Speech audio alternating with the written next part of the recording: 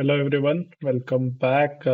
Today I'm going to attempt a mock cat live in front of you. As usual in my previous videos you might have seen.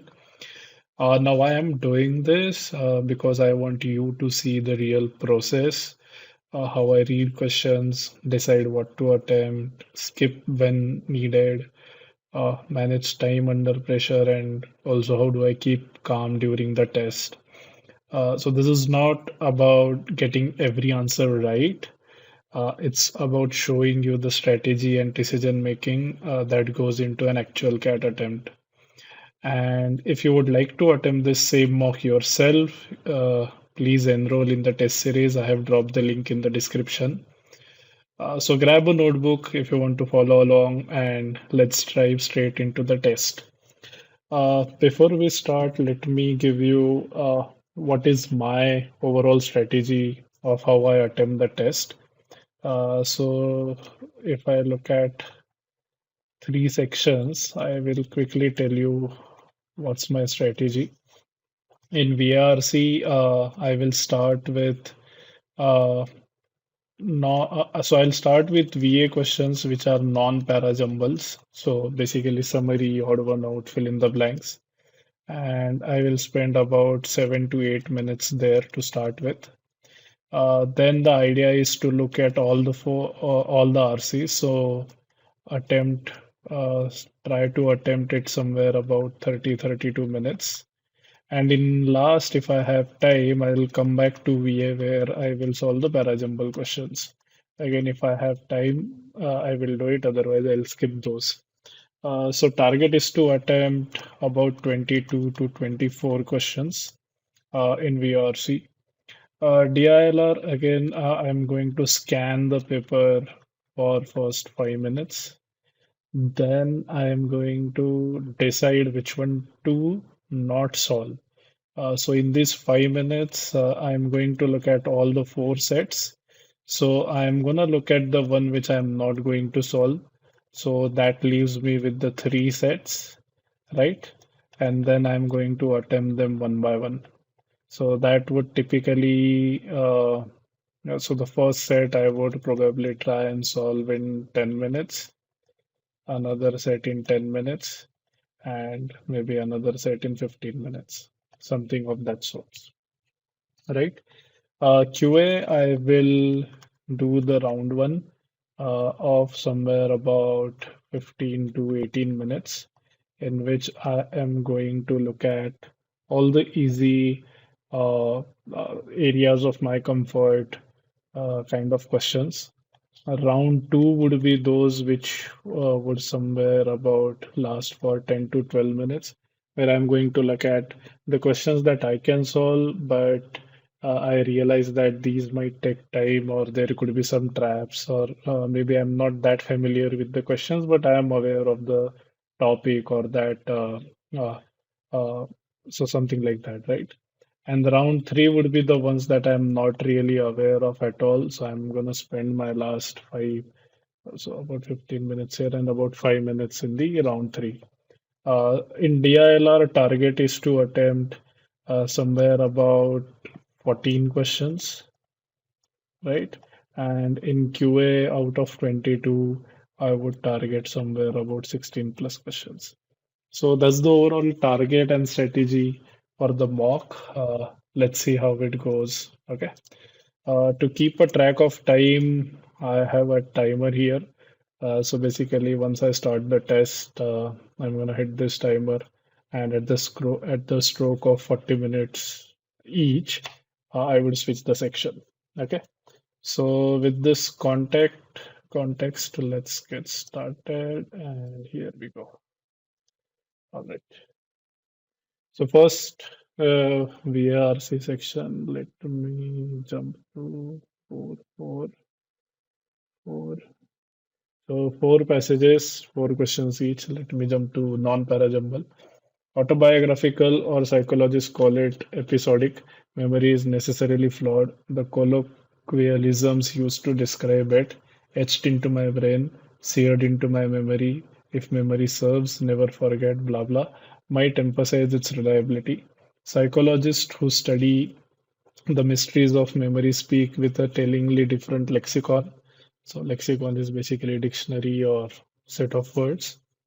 Transience, misattribution, binding failure, and positive illusions, terms that point to the messiness of recollection, present memory as it really is, a necessarily flawed reconstruction of past experience rather than a carbon copy retrieved from a static cognitive archive.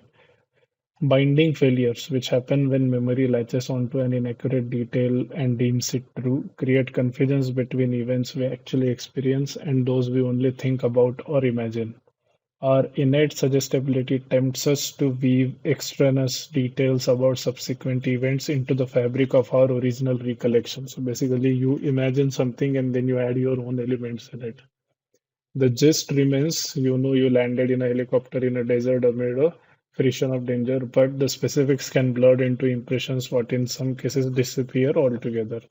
It's not exactly a comforting thought, but every time we return to the incident, we take a different route to reach it and in turn come home with slightly different story. I guess there's something we all experience when we speak of an event that has already happened in past, right? All right. A considerable research into the neurobiology of memory retrieval supports the idea that that our recollections are inherently shaky. Inherently shaky. Okay. Even as the mental architecture involves strong crystallized knowledge segregating compartments, this changing nature of a particular memory can be attributed to binding failure. Shake, inherently shaky means it's always shaky. It's not like that. It's like every time you try to recollect, there could be some distortions. But I'm not sure. Let's look at B. While certain catchphrases emphasize the reliability of memory, psychologists think of memory as a murky, flawed reconstruction of past experience. So this one is fine. The mind never travels the same way twice while retrieving and recounting the past events because figments of our imagination bind to and tend to color our actual experiences. Memories are formed in the brain as networks of neurons that fire when stimulated by an event. Where is this mentioned? The more times the network is employed, more it fires. However, this seems way out of many fluid things such as perceptions and final details.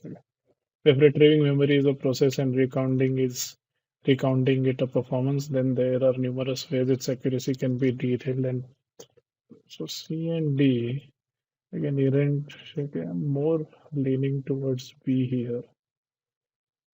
18.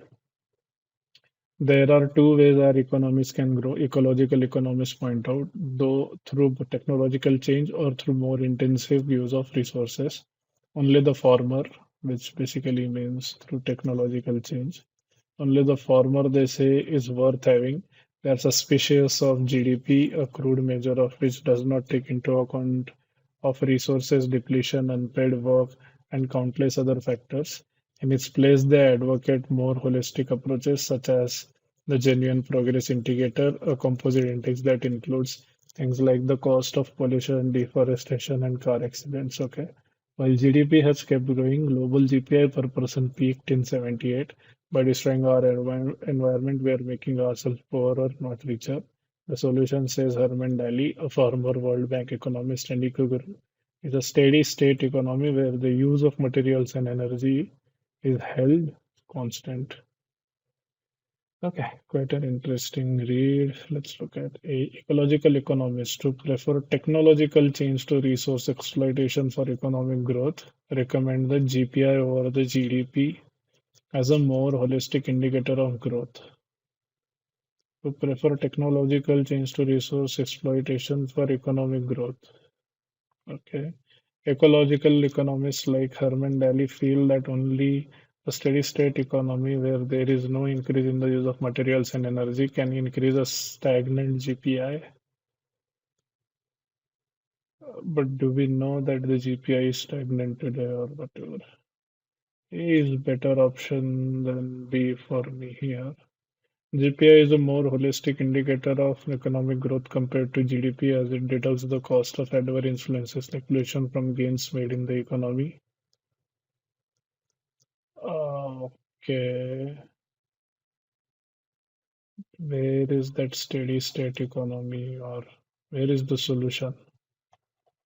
This part is not mentioned in C. Ecological advocate a steady state economy measured by GPI rather than GDP, where there is no increase in the usage of resource, no increase in the usage. No, they are basically saying neither increase nor decrease. Ecological who prefers leaning towards say, can photographers directly influence politics? The answer is qualified yes. This qualification depends in part on the ability of photographers to harness the power of bureaucracies, advocacy networks, and epistemic communities to which they sometimes belong. It also depends on the extent to which photographers can manage the contradictions inherent in the political process, be it those created by bureaucratic constraints, concerns over the legitimacy of activists, and the credibility of experts. None of this suggests that photographers will not find their work blown by whims and loyalties of diverse communities, but it encourages scholars engaged in the emerging field of global visual politics to think of the diverse and sometimes influential roles that photographers can and do play in these policy communities. Photographers cannot directly influence politics unless scholars find a way. No. Photographers can influence a positive change in society subject to how influential they are in the communities they are part of. The question is, can they or can they not? Not what will happen if they do. Okay. While a photographer's work may not always relate to original intentions, it can embolden scholars to identify the former's diverse influence in a political process that could cost that could be suboptimal at times. Mm, so this is okay. Because this is what is not just a photographer will not find their work blown by the winds.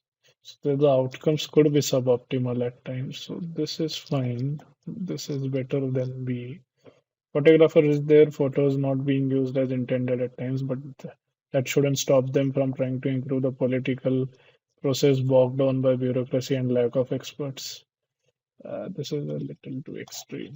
I'll go with C. How much time have I spent? 8 minutes already gone. Let me just quickly solve. Where is odd one out? Okay, odd one out. The ultra-modern economic nationalism is irrevocably doomed by its own reactionary character. It retards and lowers the productive forces of man. Ultra-modern economic nationalism is irrevocably doomed by its own reactionary character. So you react to things rather than being proactive. It retards and lowers the productive forces of man. Okay. There must be radical changes in the structure of society and economy. However, new methods come into clash with old habits and what is infinitely more important with old interests. Indeed, the politician today sees salvation in artificial limitations on the process of mechanization. Oh my God. The progressive task of how to adapt the arena of economic and social relations to the new technology is turned upside down and is made to seem a problem of how to cut down productive forces so as to fit them to the old national arena. Conservative politicians and theorists taken unawares by the destructive tendencies of national and international economy incline towards the conclusion that the overdevelopment of technology is the principal cause of present evils. So there is a difference. So what I am seeing is conservative politics versus modern politics and the differentiation. The progressive task of how to adapt the stand upside down and is a problem by how to cut down productive process of national arena. So this is the criticism of modern. This is the criticism of modern. Today sees this is the criticism of modern. There was a structure of society, however, new methods come into clash. This is a very generic statement. This has nothing to do with politics or nationalism or anything. Conservative political theories taken restrictive trends of national and inclined towards towards the conclusion that the world technology is a principle for. Okay, so I guess two seems to be very generic statement here. Anthropogenic disruptions such as clearing vegetation or tilling the soil cause a variety of localized changes. Common effects include an increase in the amount of light reaching ground level and a reduction in the competition among organisms.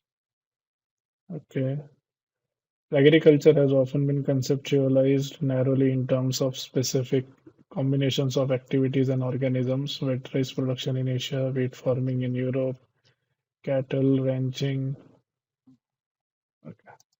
cattle ranching in the Americas, and the like. Because it is a cultural phenomenon, agriculture has varied considerably across time and space. Okay. A more holistic perspective of agriculture holds that humans are environmental engineers who disrupt terrestrial habitats in specific ways. Okay. As a result, an arena may produce more of the plants or animals that people desire, or food, technology, medicine, and other uses. Agriculture has often been in terms of socio-economic activity. Okay. Mm, Applies common effects and produce more that people desire for. So this is basically area-specific agriculture you must do, or is what we have been doing. That's what it is trying to say. So this and these are in line. This is talking about actual areas. Now, anthropogenic disruption is basically human-led disruption. It is clearing localized common changes. So again, relating to a particular area. And then it says that a more holistic perspective of agriculture holds that humans are environmental engineers who disrupt habitat in specific ways. This seems like a starting statement for these paragraphs. Because it is a cultural, what is a cultural phenomenon? Very across time. Time we are not discussing space, yes. Okay, let me see how much time I spent. 13 minutes. Okay, let me quickly go to RCs now.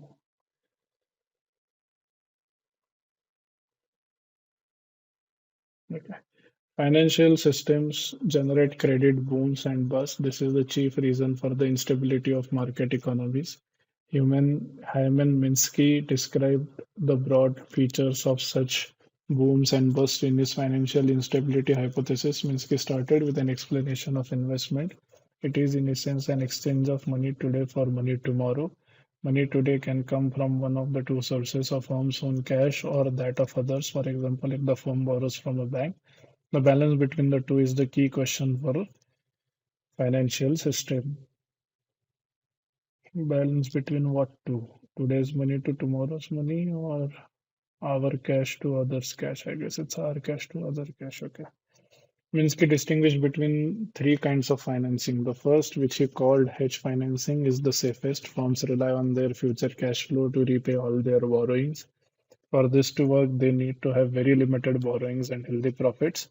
The second, speculative financing, is a bit riskier. Firms rely on their cash flow to repay the interest on their borrowings, but must roll over their debt, wherein the borrower pays the lender an additional fee in order to extend the loan's due date to repay the principal. This should be manageable as long as the economy functions smoothly, but a downturn could cause distress. The third, Ponzi financing, is the most dangerous. Cash flow covers neither principal nor interest. Firms are betting only that the underlying asset will appreciate by enough to cover their liabilities. If that fails to happen, they will be left exposed. Minsky identified five stages in a bubble: displacement, a trigger event such as falling interest rates; boom, when asset prices start rising; euphoria, when investors throw caution to the wind; profit taking, when investors start taking profits; and panic, a period of collapsing asset prices and mass bankruptcy. Displacement is an event that raises optimism.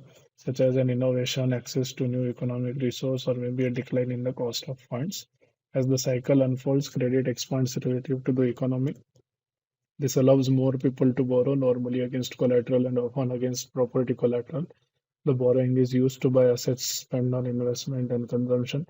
The former raises asset prices, the latter stimulates the economy. Both effects encourage people to borrow and spend even more. Borrowing and spending create more borrowing and spending. Okay, classic economics. Ultimately, the bubble will expand no longer when new buyers can no longer borrow, prices stop rising from ceasing to rise to starting to fall. Text but a moment.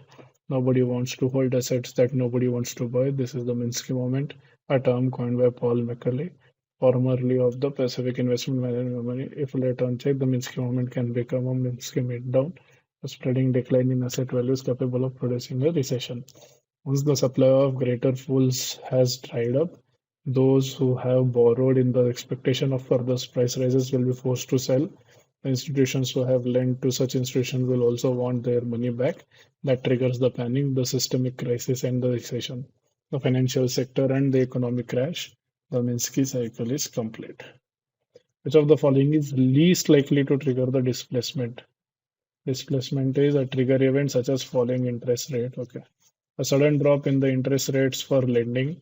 So that could cause a breakthrough technology that can spawn a new industry. Again, that's a displacement. So any groundbreaking innovation is more likely. An announcement by the government to ease lending norms. So again, that can boost. Sharp profits registered by owners of asset which register steep appreciation.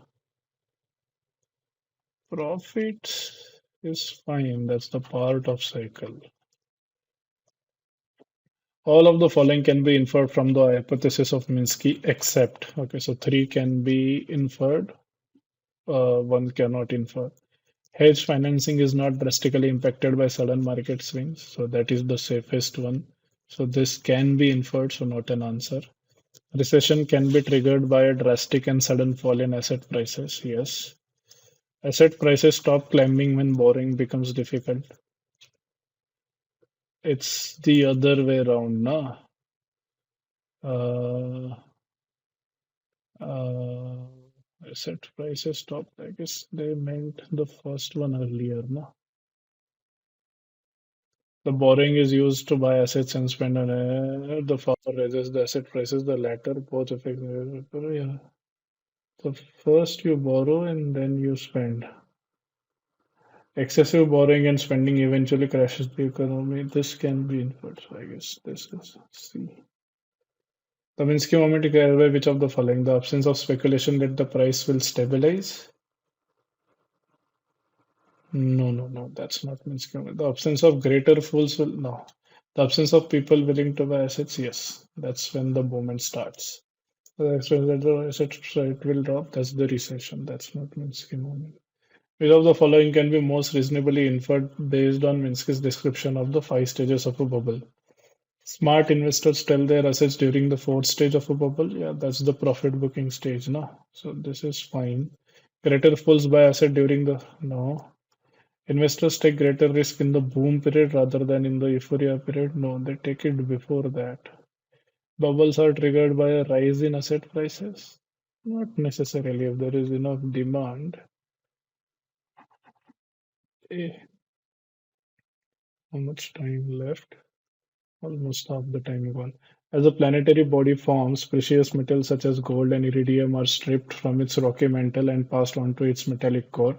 Successive impacts with other objects then re-enrich the mantle in those elements, a process known as late accretion. Measurements of lunar rock show that the moon is greatly depleted in precious metals compared with Earth. This deficit implies that the ratio of mass added to Earth during late accretion compared to that added to the moon is more than 1000 to 1, which is substantially different from the predicted ratio of about 20 to 1. In a paper by Zhu blah blah, it is shown that inefficient delivery of material from glancing impacts combined with an early hot molten stage on the moon can explain this anomalous input mass ratio. Okay. An analysis of the mass and composition of material added to a planetary body can be used to examine the body's formation.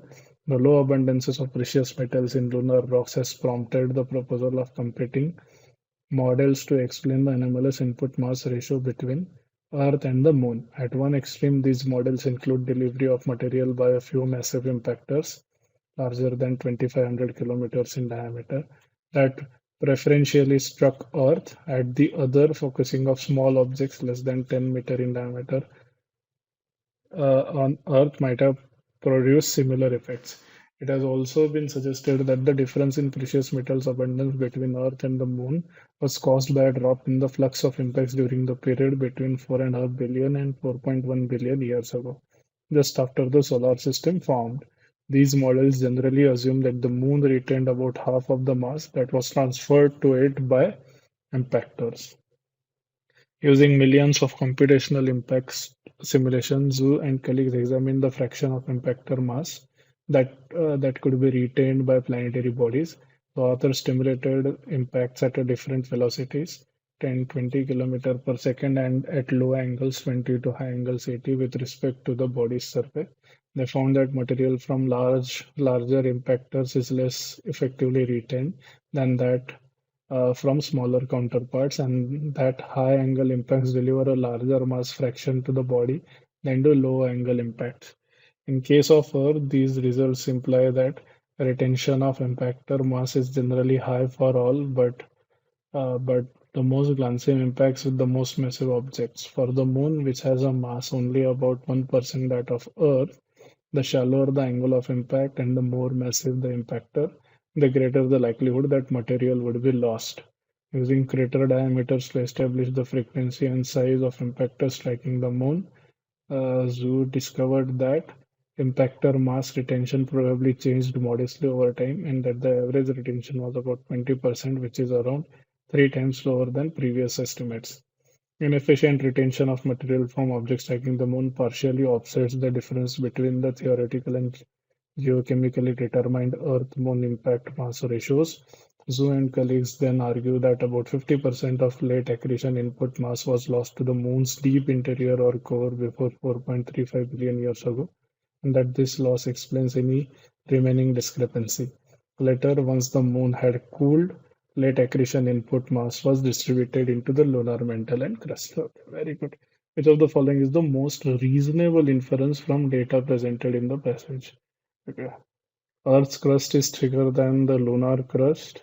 Can we say that? I guess thick or thin, that doesn't matter. We are talking about the impactors. Successive impacts by other rocks are not the only source for re-enriching a planetary body with precious metals. Are not the only source. Is that the most reasonable inference? Okay. The percentage of small impactors, the size less than 10 that struck the Earth's surface is greater.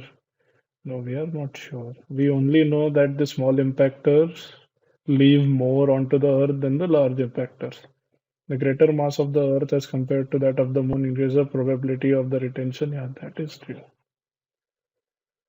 Which of the following is not an assumption made by Zhu while examining the fraction of impactor mass that could be retained by planetary bodies? Not an assumption. So three are the assumption, one is not. Velocities can be varied to simulate the impact of varying sizes and masses of impactors. Velocity can be varied to simulate the impact of varying sizes and masses of impactors. So they did that actually, no? So they must have assumed this. The lunar mantle didn't have any precious metals prior to the impact. I'm not sure about this. It is the thickness of the crust, not the density, which affects the mass impact retained in the mantle. Thickness. The moon was in a hot molten stage only till 4.35. Yeah, I have no idea about this. An answer to which of the following questions could further deepen the scope of the studies presented by Zhu? Are there any other elements on the lunar surface apart from precious metals? The answer to the following questions could further deepen. Is the composition of the lunar crust the same as that of the Earth's crust? Okay. Are the sizes of the impactors which hit the Earth and the Moon comparable? What is the difference in composition of lunar rocks found in the mantle and in the crust? Are there any other elements on the apart from precious metals? Doesn't really matter to us. Is the composition of the lunar crust the same as that of the Earth's crust? The crust has nothing to do with it. We are actually talking about the impactors, how much is being retained, and that depends on the composition of the surface, the crust. Not sure. Are the sizes of the impactors which hit the Earth and the Moon comparable? Doesn't really matter. What is the difference between what is the difference in composition of lunar rocks found in the mantle and in the crust? So how much penetrated and how much remained? That would tell us how effective was the impact. So I guess D is fine. Yeah. Which of the following doesn't accurately represent the information directly or indirectly provided in the passage? Doesn't accurately represent. So three of them accurately represent. Let accretion increase the concentration of some precious metals in the mantle of a planetary body. This can be inferred or is actually what we know. This is not an answer. The cooling stage of the Earth happened much before the onset of the hot molten stage of the Moon. I am not sure. The timelines, not sure. Theoretical estimates of late accretion mass of the Moon are made assuming that half the impact mass is retained. The solar system was formed more than 4.5 billion years ago. No idea. 13 minutes left. Okay. Primitive oddities, lesser breasts, strange creatures in an evolutionary backwater since the 18th century. Australia's mammals, including koalas, kangaroos, wombats, blah blah blah, have often been viewed unkindly by English observers. When Europeans first arrived in Australia, the wildlife quickly became central to how the wider world came to see the country. It is well known that the colonial machine sought to undermine Australia's First Nations people through racist description, but animals also became a key part of nation's reputation at this time. It served the colonial political narrative to paint Australia's fauna as primitive and inferior, because this rendered the continent and its forms of life as inferior, something that could be used to strengthen the justification for invasion. It was all part of the notion of terra nullius, the racial legal argument for claiming sovereignty based on the assertion that Australia was nobody's land. Despite at least 60,000 years of precise land management, Aboriginal people were too uncivilized to hold ownership. The ways in which the animals and people were regarded became thoroughly entwined as the imperial establishment, through their denigrative written descriptions, created a hierarchy in which Europe was artificially made to look superior to Australia in every respect: its people, its climate, and its animals. Even today, I believe we have subconsciously inherited the colonial framings of yesterday's naturalists. The words that continue to be used to describe this wonderful species carry heavy colonial baggage. I would forgive you for asking whether this really matters. Platypus are weird, you might say, get over it. I think it comes down to how life is valued. Australia has worst recent extinction rate of mammals on Earth. More than 30 species have disappeared since European invasion. Of all the world's recent mammal extinctions, 35% happened to this one country. And reputations matter. We protect what we value. In some cases, uniqueness can make species more valuable. But if we dismiss Australia's fauna as being nothing but strange and primitive outliers, it becomes so much harder to argue for their protection. Conservation is already extremely hard in Australia. Threats include the climate crisis, habitat destruction, an army of introduced species, and pollution, to name just a few. The work conservationists are doing to protect environments is astonishing, but this work happens against a backdrop of limited federal support. Australia has no legislation on its statute books that obliges the government to actively protect its threatened species. This leaves species extremely vulnerable, and their value is stacked against pressure from developers and industry. In the face of all those challenges, describing species differently may sound like a small thing, but we should take the time to consider how we have inherited the reputations we give to certain animals. and where these assumptions have come from. Australia has powerful industrial lobbies for mining and farming. These special interests have far more political power than marsupials and platypus, blah blah blah. Neither politics nor extinction is simple. It's not easy to show that a species became extinct because of how the world thinks about it. Nonetheless, an unfair, socially ingrained reputation for weirdness and inferiority can't help. Okay. Which of the following best captures the idea of the passage? That respect them, name them properly, basically. The perception that Australian people and fauna are inferior to European ones can be traced back to the country's colonial history. This one is okay. A narrative that painted that Australian fauna as primitive oddities which serve the colonial and vested interests has put the Australian wildlife at risk. I guess B is more appropriate. Racist colonial descriptions of indigenous Australian mammals has created a perception that they are primitive. No. A narrative that described the Australian continent as another term indigenous people as no, I guess B is fine. According to the passage, the narrative used by the British establishment to colonize Australia was that Australian people and animals belong to a different evolutionary age. No. European civilization at the time was the final product of the evolutionary process. No. The indigenous people of Australia had no legal claim to the land they inhabited. The Aborigines did not know the land management even after 60,000 years of habitation. Uh, no legal claim, hai kya? Where was that? Nobody's land here. Okay, so I'll go with C. The author is likely to disagree with all of the following except. So he would disagree with three of the following, but not disagree or disagree with all of the following except. So three of the following the author would disagree with. Okay. There were no differences between the mammals in Europe and kangaroos in Australia. Would he disagree with that? No. There were differences between mammals in Europe and kangaroos in Australia. No, there is a difference. So he would disagree with that. Compared to European culture, Australia was primitive and inferior. Compared to Australia, yeah, he would disagree with that. So A and B are not. Australian fauna was as fully evolved as that was the European fauna. Yes, he would agree with that. A relationship with species hardly influenced their ability to survive and thrive. He would disagree with that. So C is something he would definitely not disagree with. Either he would agree with it or may not have any opinion, but yeah. According to the author, which of the following is the most damaging effect of denigrative descriptions of Australian fauna? They are going extinct. That's the problem. That's the most damaging effect. It led to the lack of federal support. Support comes later, actually. It's basically we are causing their destruction. It led to the extinction of more than 30 species unique to Australia.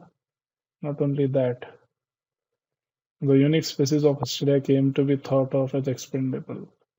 The narratives came to be endorsed by current establishment. They'll go with C. Nobody is taking them seriously. They're expendables. Yeah. 6 minutes left. Most economic starting point of our thinking about growth is Robert Solo's 1956 paper, A Contribution to the Theory of Growth. Mr. Solo's model for predicting a country's long-term wealth relies on what he dubs the productions function. It is a mathematical black box. On one side, labor and capital go in, out the other come all the consumer goods and services that contribute to people's standard of living. One way of growing is obvious, show more labor and capital into the box. But that cannot deliver improvements forever. Adding more labor means that the output is divided between more workers and capital wears out, so more investment is needed over time just to stay put. Instead, long-term growth can only come from improving the black box, the way in which labor and capital are combined. The fancy name economists give to this is total factory productivity, though they sometimes refer to it with more intuitive labels such as technology or knowledge. You might think of it as a recipe. On one side lie labor and capital, the ingredients. On the other is the finished dish, economic output. TFP is an attempt to measure how effective the recipe is at combining the ingredients, which in turn depends on factors including level of education, on offer to the population, the quality of business management, and the depth of scientific know-how. Mr. Solo assumed that the annual contribution of TFP to GDP would grow exponentially. This may have been for purely mathematical reasons. He wanted his model economy to grow at a fixed rate of say 2% a year, which required ever larger gains as GDP got bigger to keep the pace of growth constant. Later economists, including Paul Romer, have tried to work out the chemistry underpinning TFP's presumed exponential growth.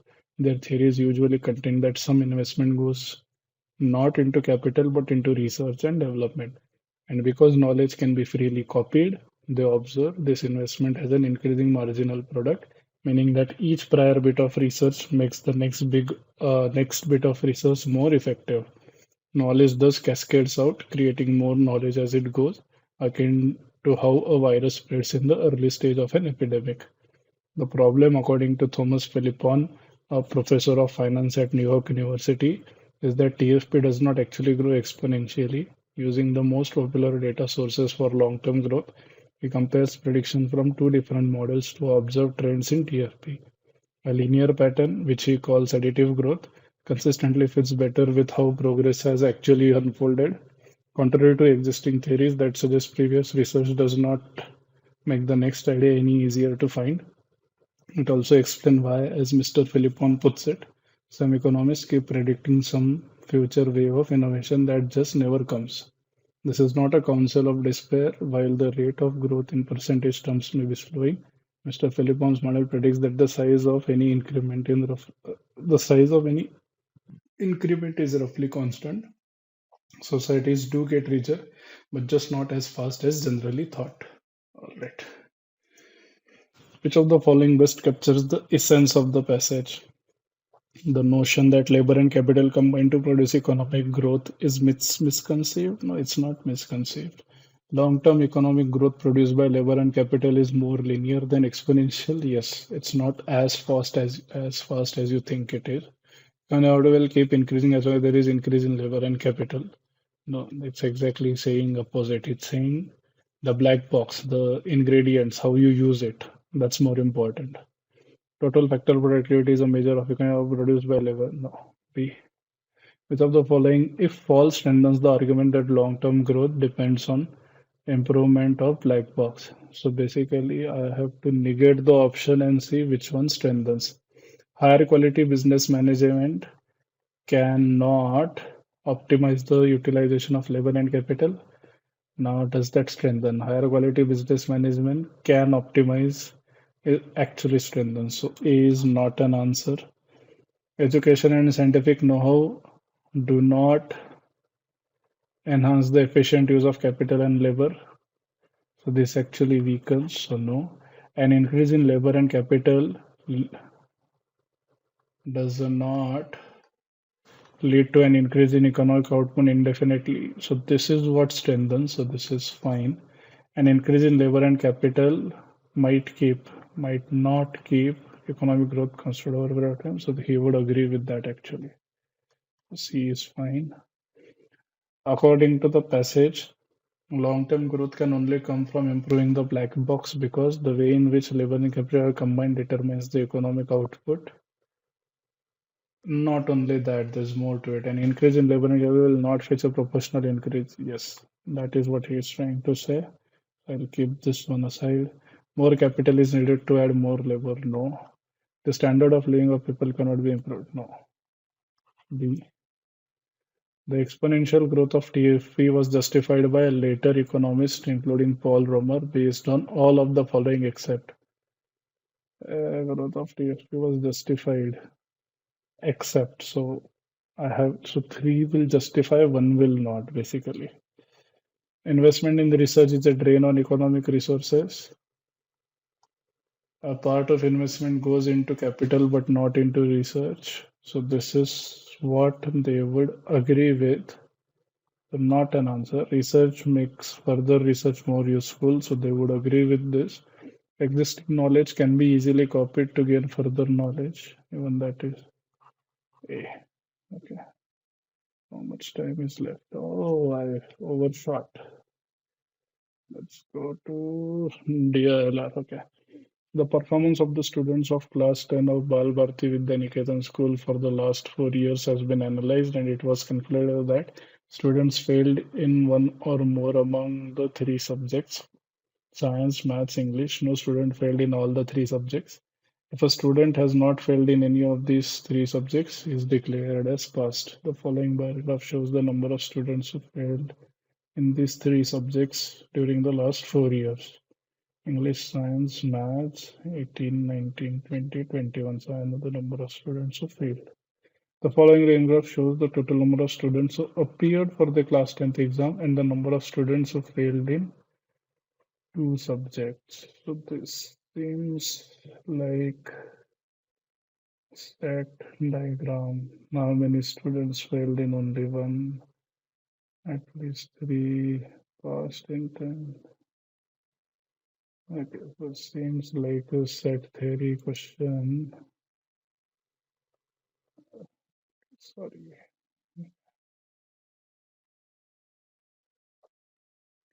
Patel has a certain number of cars in his garage. He drives to his office in one of his cars on every day of the year. On any day, he selects the car that he takes to the office based on the following criteria.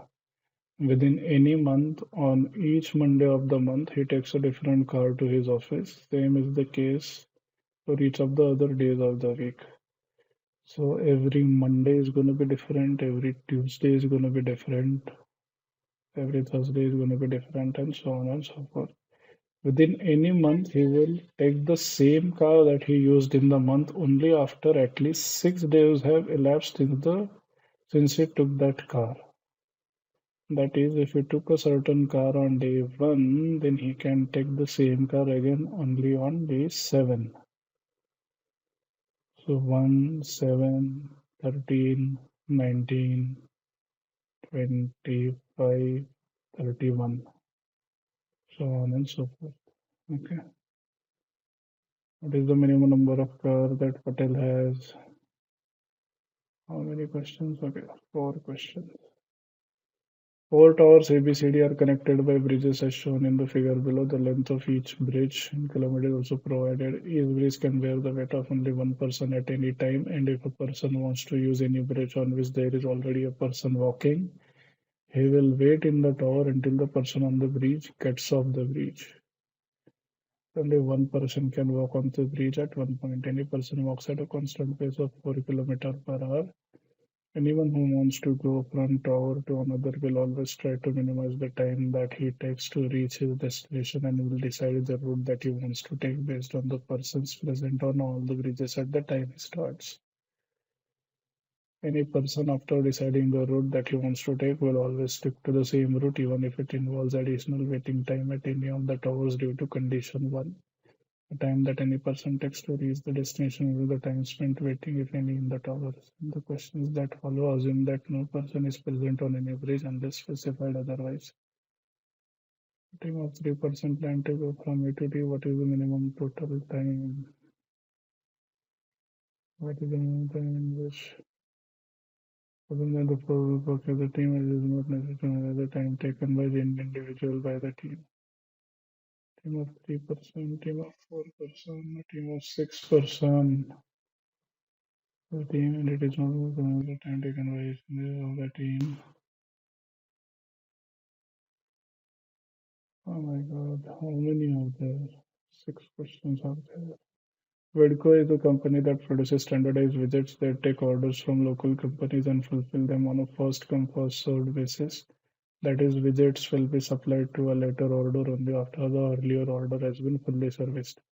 If any widgets are left as closing stock after servicing the orders received on day N, they become the operating stock for day N+1 and are used along with the production on day N+1 to fulfill the incoming orders for that day.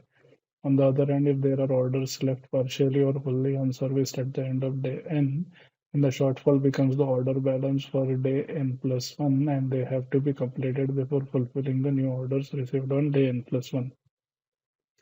The company tries to fulfill all the orders on the same day of receipt on a first come first served basis by using the widgets either from the opening stock or from newly produced widgets.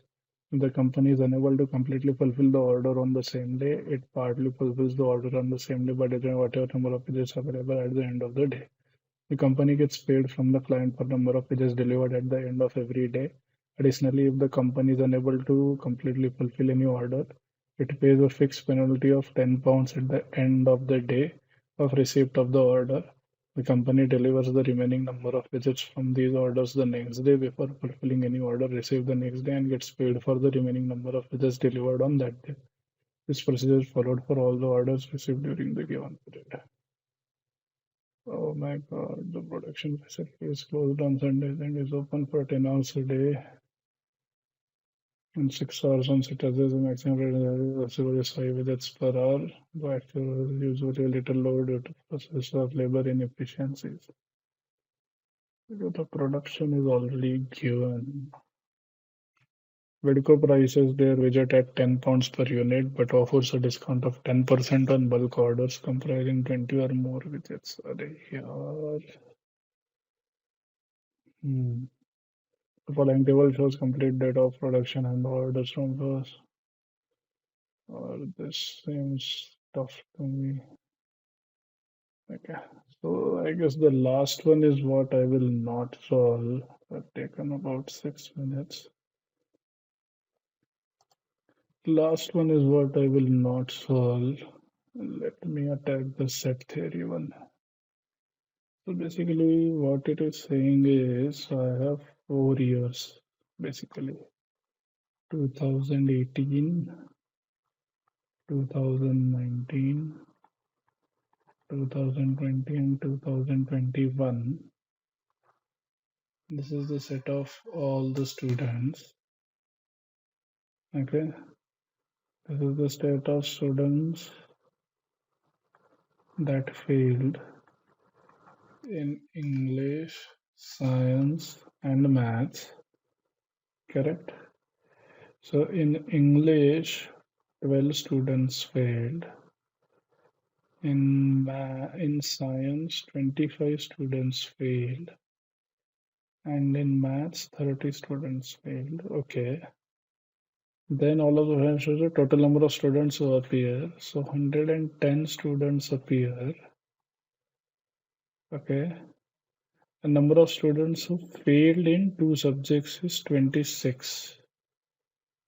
So if I call this A and if I call this B, this is 26 minus A minus B.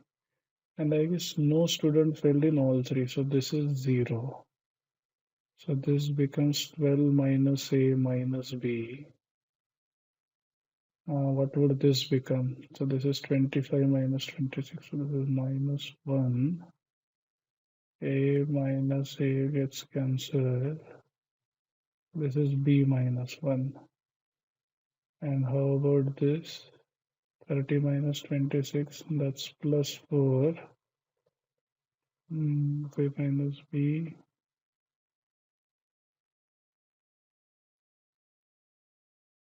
A plus B. This is A plus 4. Okay, maybe I draw bigger diagrams.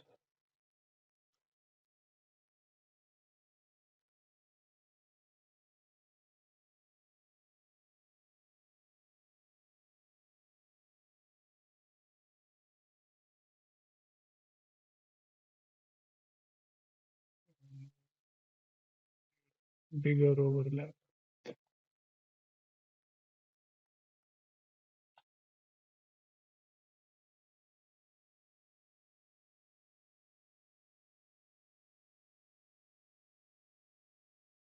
Bigger overlap.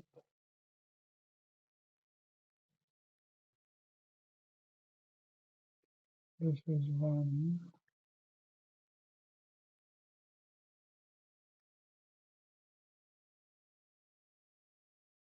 This is 0.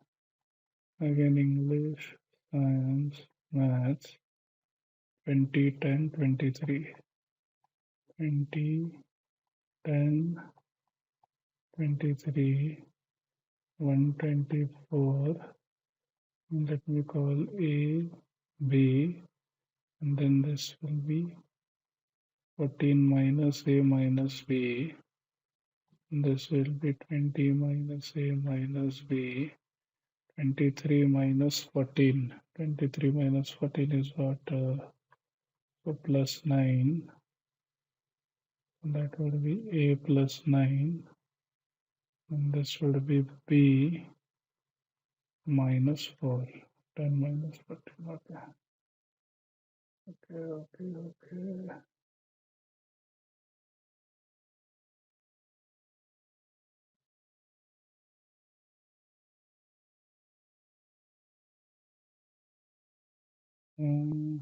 What's the number here then? If I look at the number here, minus A plus A cancel, minus B plus B cancel. So this is what? 20 minus 4, 16 plus 9, 25 minus 14. 25 minus 14 is, what is 25 minus 14? 11. So 124 minus 11. 113 students passed this year. How about this? 12 minus 1, 11 plus 26, 37 plus 4 is 41. 110 minus 40, 70 minus 1 is 69. Yeah, okay. How about this? 32, 18, 9. English 32, Science 18, Maths 9, and then total 156 and 20. This one is A, this one is B, and 20. This is 20 minus A minus B. This is B minus 2.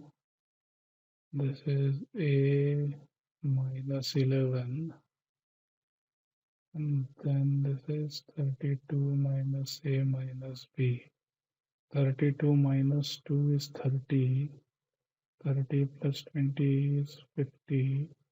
50 minus 11 is 39. 156 minus 40. 116, 117. Okay. And how about this?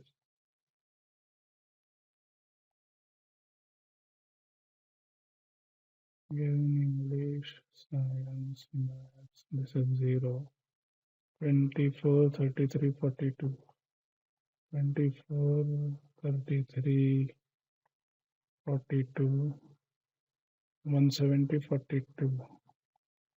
170, A, B, 42 minus A minus B.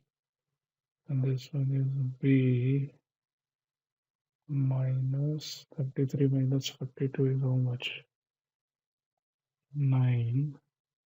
This is 24 minus A minus B.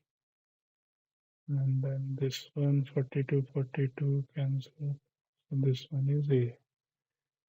So 24 minus 9 is 15. 15 plus 42 is 57. 170 minus 50. 120 minus 7. 113. Okay. How many students failed in only one of the three subjects in 2018? Only one subject.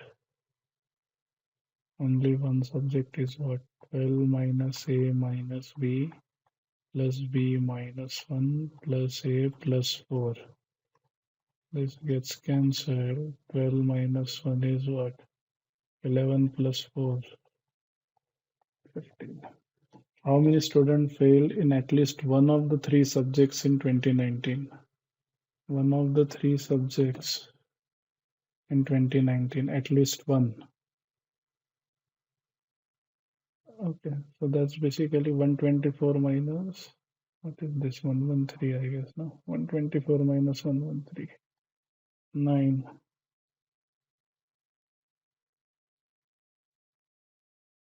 How many students failed in at least one of the three subjects in 2019? One of the three subjects in 2019. And at least one is basically sum of all of this. No, sorry. Sum of all of this. Sum of all of this कितना होगा? 20 minus 4 is 16.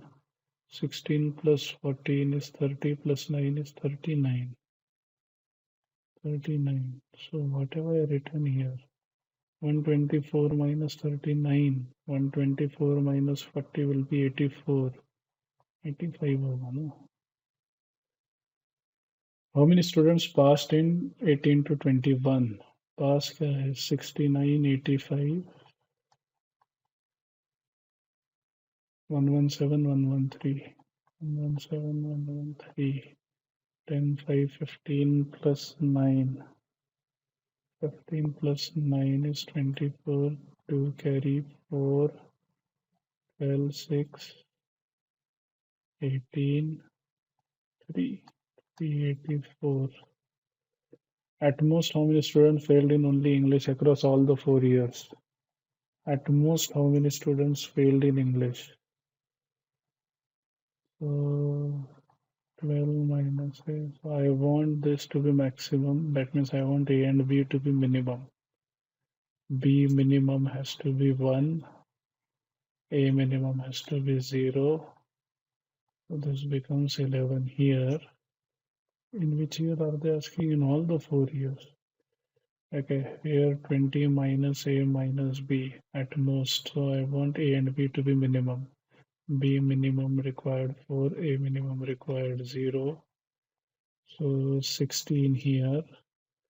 Then, sorry, 32 minus A minus B. A minimum 11, B minimum 2. So 32 minus 13. 32 minus 12 will be 20 and another one is 19. And this one is 24 minus A minus B. A minimum is 0, B minimum is 9. 24 minus 9 is 15. 15, 19, 11, 16. 15, 19, 11, 16. How much is this? This is 14, 21, 6, 61. Okay, how much time? 58. मतलब कितना? 18 minutes have passed.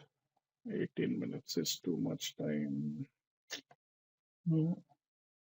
Did the recording stop? No.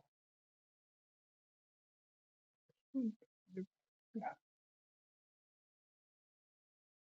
Okay. Okay, so this guy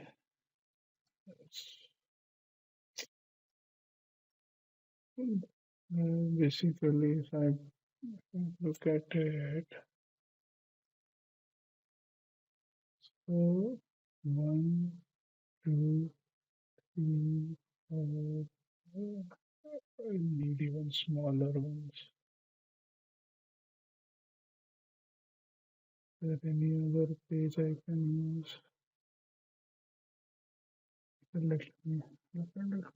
1, 2, 3, 4, 5, 6, 7, 8, 10, 12, 13, 14, 15, 17, 18, 19, 20, 21, 22, 23, 20.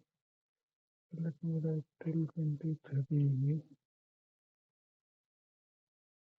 5, 6, 7, 8, 9, 10, 11, 12, 13, 14,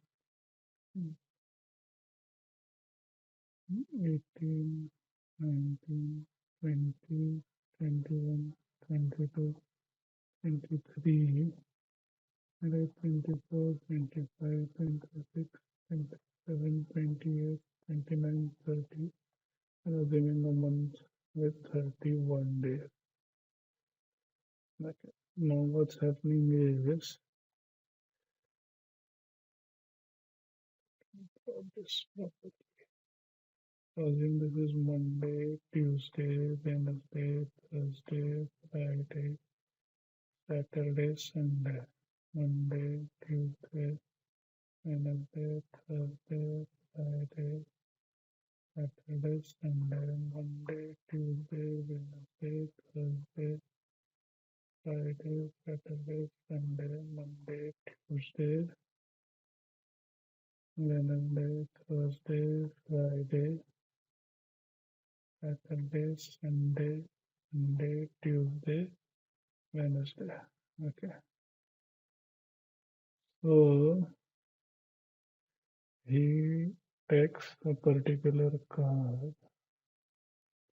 I guess one of the question is minimum card. No? Okay, so let me try for that. 5, 6, 7, 8. That's the option. 3, 4, 5. Let me start with 6, 7, 7 cards.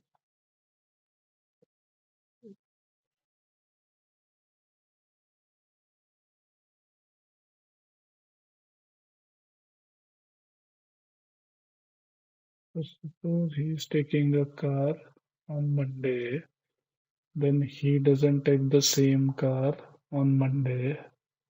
So any of the Monday column 1 is gonna be column 1 is gonna be empty.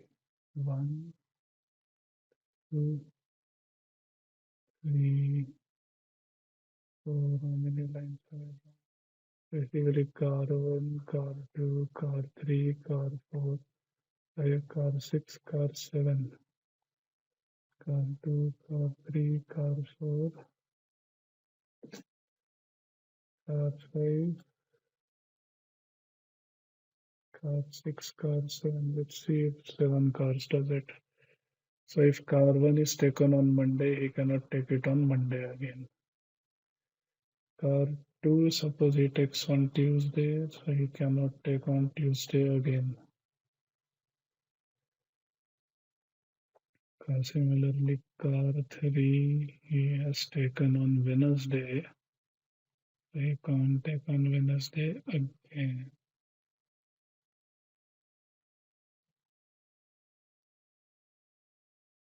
Okay. Car 4, he cannot take on Thursday ever again. Thursday, Thursday, Thursday. Then car 5 on Friday. No Friday, no Friday, no Friday. And assume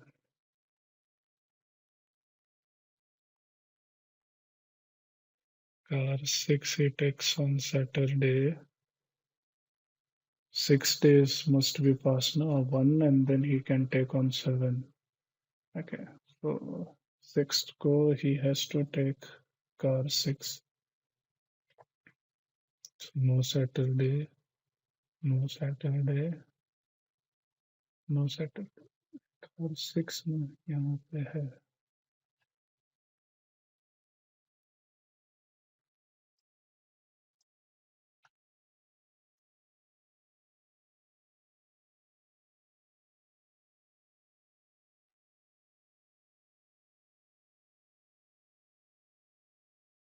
So car 5 he cannot take on Friday. Car 5 he cannot take on Friday. Car 6 he cannot take on Saturday. Okay. Then he cannot take for 6 days. So 1, 2, 3, 4, 5. So first and 7th को वो ले सकता है. That's what they're saying, na? Day 1 and then day 7. Day 7 he will take this car. He will not take another car. So car 1 then he cannot take on Sundays. बराबर ना? ये इधर dash dash आ गया.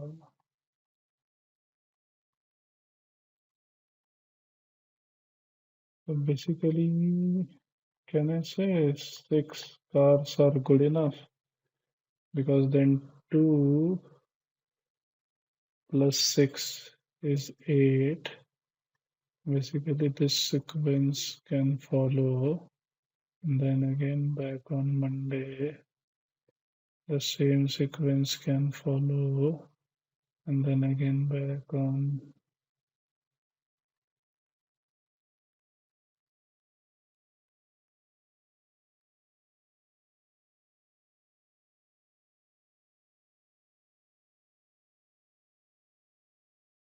and again.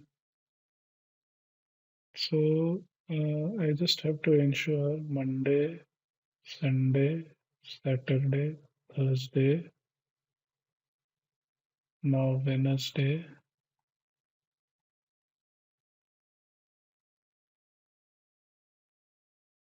and Tuesday. So car 1 is being taken on all the different days. So somewhere something like this would happen. Okay, what is the minimum number of cars? So he needs only 6 cars. 7th की तो जरूरत ही नहीं. If the number of cars in Patel garage minimum, what is the maximum number of times that Patel would have taken any car to his office? तो अगर मैं देखूंगा C1 जो है वो 1, 7, 13, 19, 25 और 31 को जा रही है.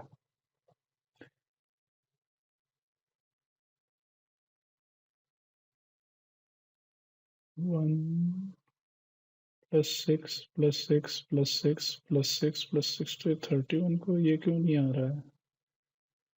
So maybe I made some mistake. 23, 24, C1, C2, C3, C4, C5, C6, 24, 25, 26, 27, 28, 29, 30, 31. हो गया 18 आ गया मेरा for some reason. Oh, here I made a mistake. गलती हो गई है.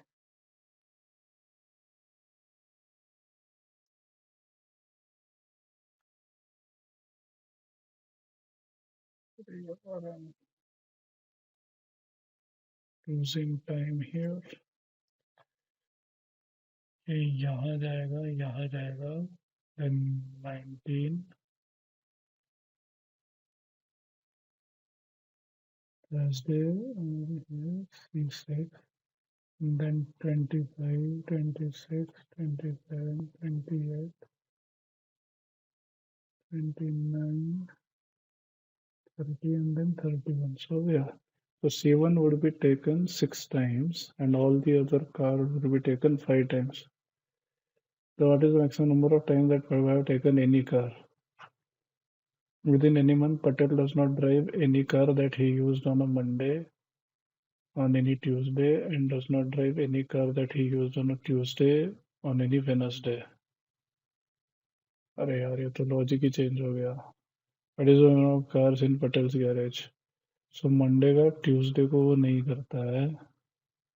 So C1 is taken on Monday, Sunday, Saturday, Friday, Thursday, Wednesday. So C1 is fine. Tuesday का Monday नहीं हो सकता ना. So he will require C1, then 2 C2s. So कितने हो गए? 3 cars. Okay, so wherever there is a Monday, Tuesday, and Tuesday, Wednesday, wherever there is a combination, I just have to double there. So 1 C1, 2 C2, so 3. ये Wednesday, Tuesday आ गया तो 5. ये Wednesday, Tuesday आ गया तो 7. Thursday, Wednesday, इधर Tuesday आ गया 9. Saturday, Friday, Thursday, Wednesday.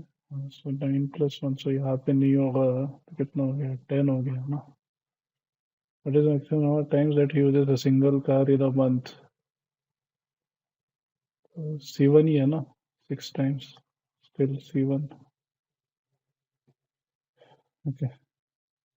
110. So 10 minutes are left.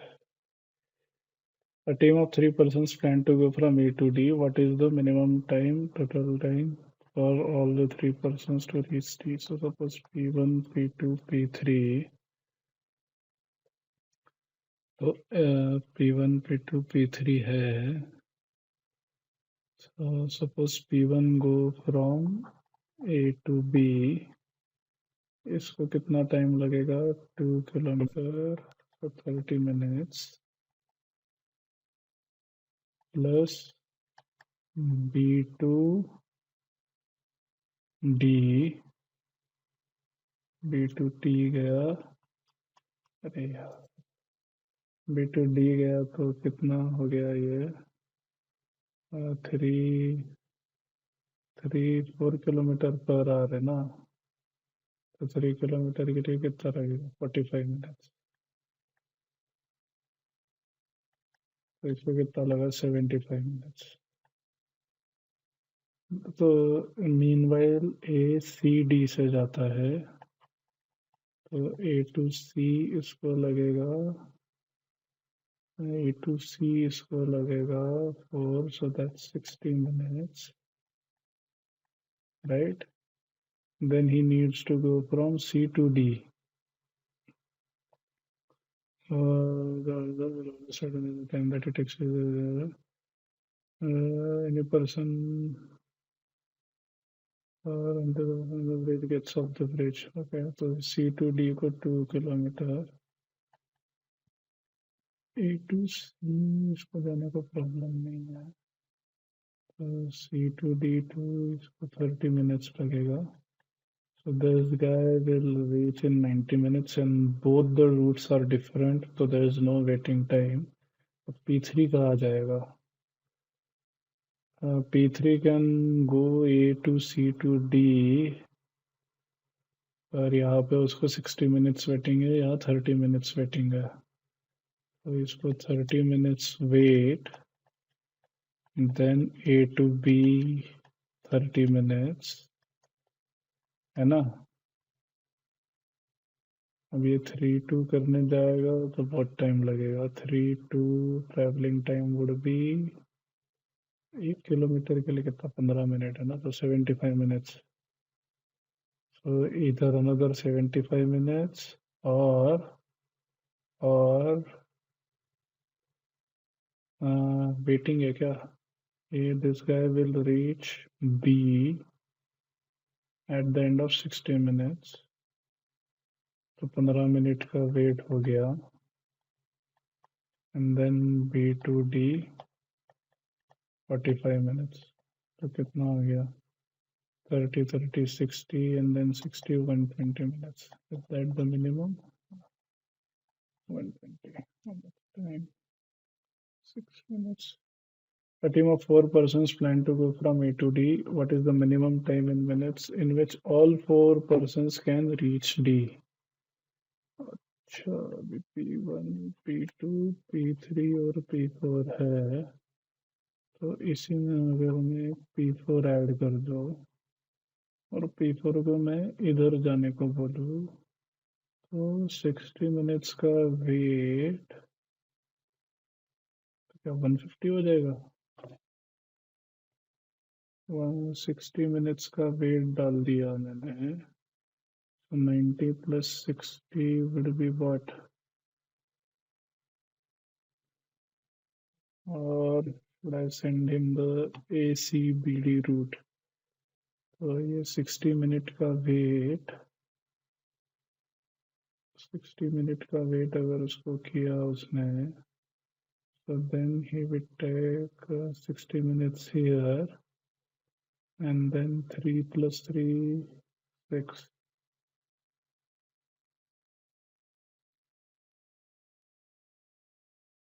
कोई better way है क्या? ए टू बी मान लो वो 30 मिनट्स, इधर भी 60 मिनट्स वेट किया. Then at the end of 90 minutes he reaches here. Then B to C is anyway vacant. So B to C 45 minutes. 60 minutes wait, sorry, 60 minutes wait, then 1390, and then 45, 135. Okay, 60 minutes का wait. Oh, they all work as a team. तो उस case में the other person can sacrifice or something, ऐसा कुछ है क्या? अच्छा, that's the case. क्या होगा इसका? A 6% plan to go from A to D. What is the minimum time?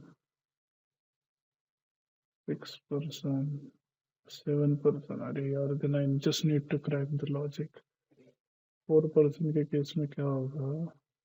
A to B, और उसको मैं A B C D वाला रूट दूँ. A to B 60 minutes का वेट, 3 minutes का wait, and 45 minutes. Oh, 60 minute का wait and then another 45, 60 minutes का wait, or you can wait 60 minutes here. Both are same, na?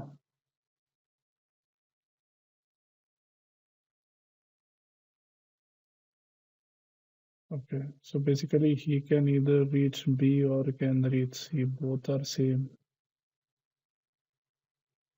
तो अगर reach B करता है 60 and then B, B,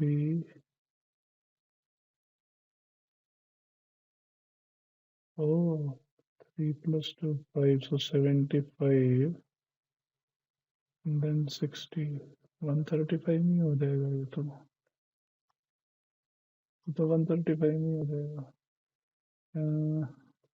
Now 6%, 6% if they are going, and okay, 6% if they are going,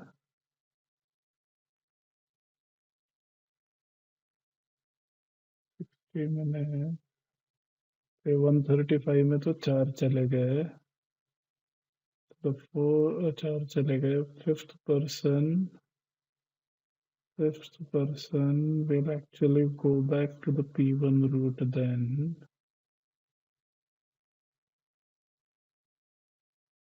उसका A to B में waiting बहुत ज़्यादा रहेगा, so A to C he will go. 60 minutes of wait followed by 60 minutes of the 120, and then here he has to wait because 2 people are going. So 30 minutes, 30 minutes, and then so 60 minutes का wait followed by 60 minutes. तो कितना हो गया? 120, 120, and then C to D. C to D ये जा रहा है ना? C2 I'm sending from C to D route, and then I'm sending the 4th person from C to D route. तो दोनों का वेट 30, नहीं सॉरी, हाँ 60, तो ये आधे टाइम में चला गया, ये आधे टाइम में चला गया. So it's actually essentially no wait. So 60 wait time plus 60 travel time 120, तो ये 150 में 5th person चला गया. Okay, I just had to figure out the 6th person. तो 150 से तो ज़्यादा ही है. I don't want to guess. 175 तो आएगा ही नहीं, 195 भी नहीं आएगा. Anyway, चलो देखते हैं. Okay. Cons. If A and B are 2 points in the xy plane such that A2, 3B minus it, can geometry, I'll come later. In a huge pile of bananas and chicos, 60% of the fruits were ripe. 55% of the chikus were not ripe, 70% of the bananas were ripe. Find the ratio of number of bananas and the chikus. 60% of banana and chiku were ripe. 55% of the chikus were not ripe, so 0.45 chikus were ripe, and 70% of bananas were ripe. So 0.15 C is 0.1 B. So what have they asked? Bananas to chikus. 15 by 10, 3:2. If x is real and log of 3x minus 1 to the base x plus 3, okay, is mod of that. So basically plus minus 1 हो सकता है, and the number of possible values of x. In this case, क्या होगा? 3x minus 1 is 2x plus 3. That's case number 1. And 3x minus 1 into 2x plus 3 equal to 1. So that's case number 2. Let me find out 3x minus 1. So x is equal to 4. That's one value. Other value क्या आएगा? 6x square, 9x minus 2x, so plus 7x minus 3 minus 1, so minus 4 equal to 0 minus b plus or minus b square minus 4ac 24 into 4 24 into 4 क्या है? 96 divided by 12. This is log, so 2x plus 3, so I don't really worry about 3x minus 1 to be greater than 0, x has to be greater than 1 by 3. So minus 7 minus 145 by 12 minus 7 plus 145 by 12. Will it be more than 145 का root क्या होगा? Almost 12. 12 minus 7 is 5. 5 by 12 is more than 1 by 3. So this is fine. This is anyway negative, so doesn't work. So two values. If a is blah blah blah, then find the value of a. Okay. A would then be e power 1 by 5. B would be e power 2 by 5. C would be e power 3 by 5. B would be e power 4 by 5. And e is 1. So for the sake of consistency, 5 by 5. So what is this? 1 plus 2 plus 3 plus 4 plus 5. 12 plus 15 by 5 is 3. So this is log of e cubed by e. So the answer is 3. Okay. If x, y, z are single digit whole numbers, for how many ordered triplets x, y, z is the number divisible by 8, 9 and 11. 8, 9 and 11. I can solve this. I'll come back to it. If P is the perimeter of a triangle, two of the sides of which measure 7 and 12, how many of the following values of P do not belong to the valid range? Geometry hai, but okay, I can just solve this. So basically 7, 12 and A are the three sides. So 7 plus A should be greater than 12. That means A should be greater than 5. And 7 plus 12 should be greater than A. That means A should be less than 19. So perimeter क्या होगा? 19 plus 5. 19. So if I just add 19 on both sides, that's the perimeter. So perimeter is more than 24.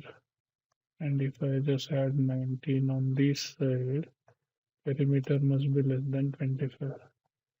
Do not belong to, so be careful here. More than 24, less than 38.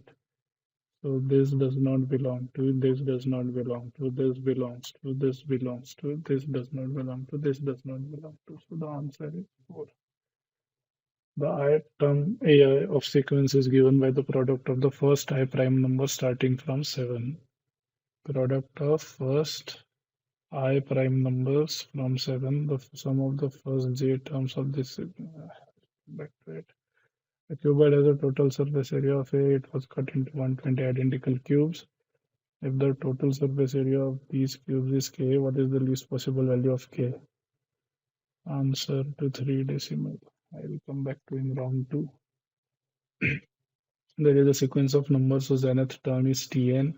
It is given that Tn is Tn minus 1 the square plus 1, where n is a positive integer. T1 is 3. Okay, let me come back to it in round 2.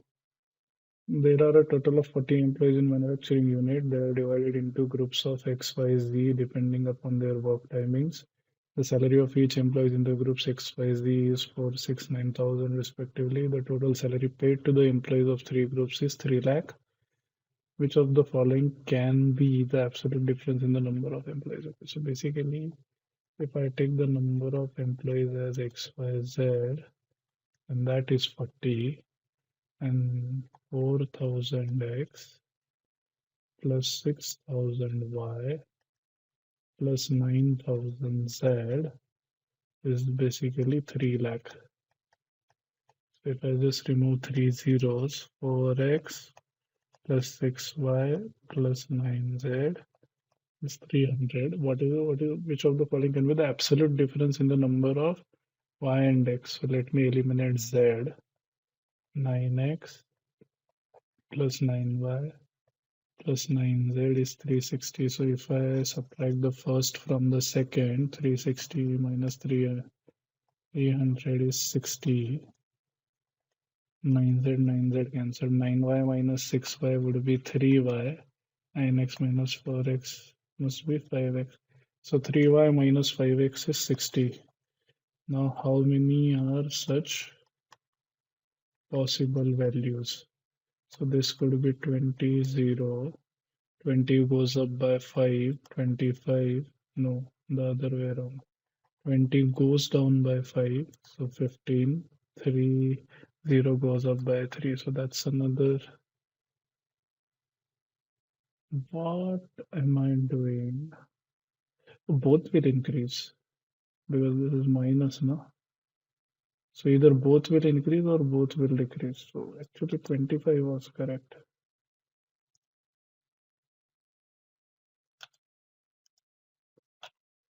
So 20 would become 25, 0 would become 3. So what's the difference here? 20. Which of the following can be? 20 is one difference. 22 is another difference.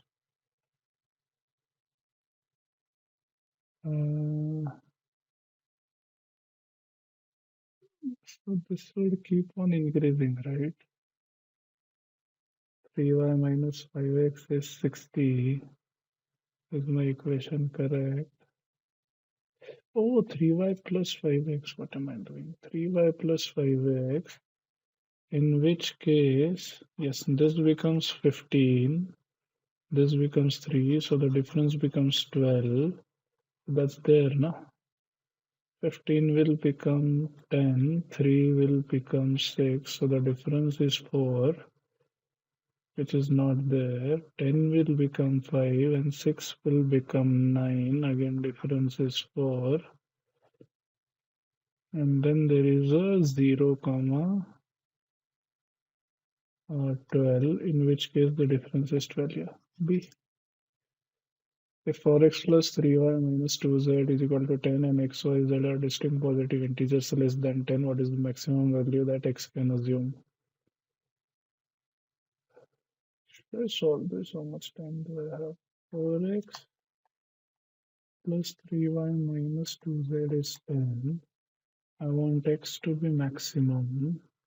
That means I want y to be minimum and z to be maximum. Correct. So I can definitely see y has to be minimum distinct positive integer. So can y be 1? The problem with that is this is even, this is even, this is even. So therefore this has to be even. So the minimum y can be is 2. In which case 4x plus 6 minus 2z is 10. So 4x minus 2z is 4. Correct. What is the maximum value that x can assume? X, y, z, all are less than 10. So, so it can be anything, no? So basically 2x minus z is equal to 2. So x can be 9, 9 2s are 18, in which case z will become 16. No, that is not possible. So I go to 8, 8 2s are 16, 16 minus 14. So again, that is not possible. 7 2s are 14. So 12 again not possible. So 6 2s are 12, 10, less than 10. No? Okay. So 5, 8. This is fine, and then 5 becomes the maximum. Find the sum of the digits of the smallest four-digit number which when divided by 33 leaves a remainder of 8 and when divided by 21 round to. If the equation 9x plus 13y has exactly 5 solutions, 5 solutions, okay, and x and y are positive integers, what is the minimum was okay, round to. A and B working together can do a piece of work in 20 days, where B and C working together can do it in 30 days. 20, 30, A, B, C together started the work, but A left after 8 days, B left after 10 days, and the remaining work was completed by C alone in 8 days. If I look at these 20, 30, 8, 10 was the LCM. How much total work should I assume? 8, 20, 30, all of these are involved. 60, 120, should I take 120? Okay. Assume total work is 120 units. So what does that mean? A and B together, if they work, they complete 120 units in 20 days. That means 6 units per day. B and C work together, they complete 120 units in 30 days. So they work 4 units per day. Now ABC worked together and started the work, but A left after 8 days. That means A worked for 8 days. So all three of them worked. While B left after another 10 days. After another 10 days. So for 10 days, B and C were working. And for last 8 days, only C was working and they finished the work. So 8C plus 10C is 18 plus 8, 26C, 8 plus 10, 18B, and then 8A is equal to 120. Had A and B not left the work, so basically A plus B plus C is what I have to find. 8 into 6 is 48. 10 into 4 is 40. So 16C is remaining, so that's 120. So what is 16C? 80 minus 48 is 32. So C is 2. And if C is 2, then B is 2,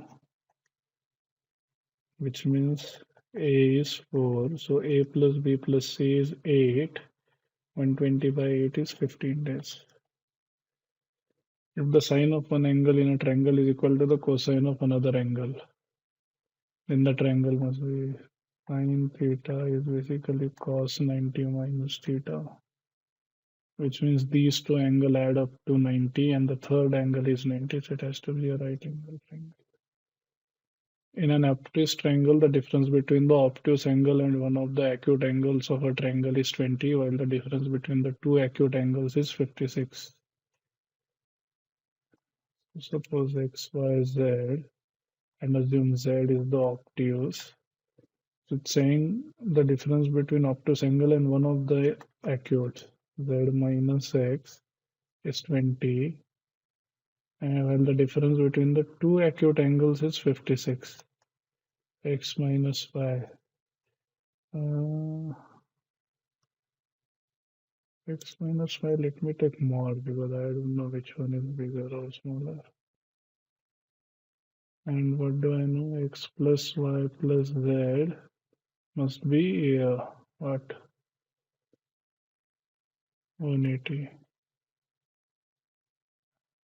And the difference between two acute angles. Should I take x minus y or y minus x? I'm confused. So from here I can say z is 20 plus x. And from here I can say, suppose I take x minus y, no mods, in which y is x minus 56. So 2x minus 36 is equal to 180 3x. So 3x is what? 180 plus 36, 216. So x comes out to be 72. In which case, what is the measure of the smallest angle? So y must be 72 minus 56.